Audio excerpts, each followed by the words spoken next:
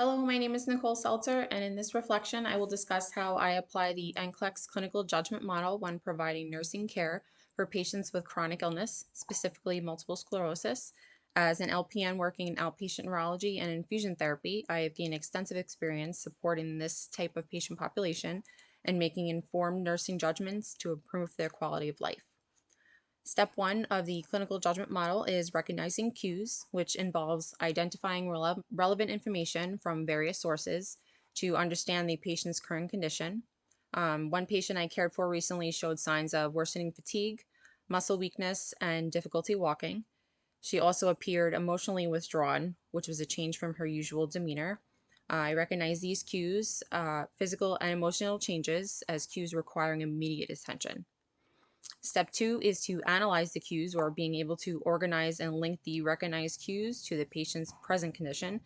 Considering this patient's history with relapsing remitting MS, I analyze these cues as potential signs of an MS exacerbation or DMT insufficiency.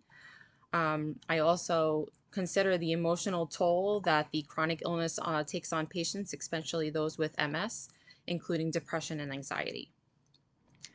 Step three is to prioritize hypotheses, which means to evaluate the patient's possible problems and determining which one requires the most immediate attention based on urgency and impact on patient outcomes.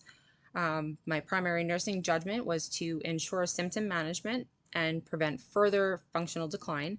I also prioritize assessing for emotional support needs, as unmanaged stress can worsen physical symptoms. Step four is to generate solutions, which involves identifying the desired patient outcomes and selecting appropriate nursing interventions to help achieve those outcomes based on clinical findings. I collaborated with the neurology team to evaluate the effectiveness of our current condition regimen and advocated for those possible adjustments.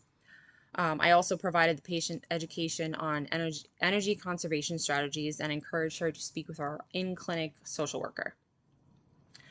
Step five is to take action, which involves implementing these nursing interventions that address the most critical patient needs based on the prioritized plan. I administered her infusion, I monitored for her side effects, and provided emotional support during her visit.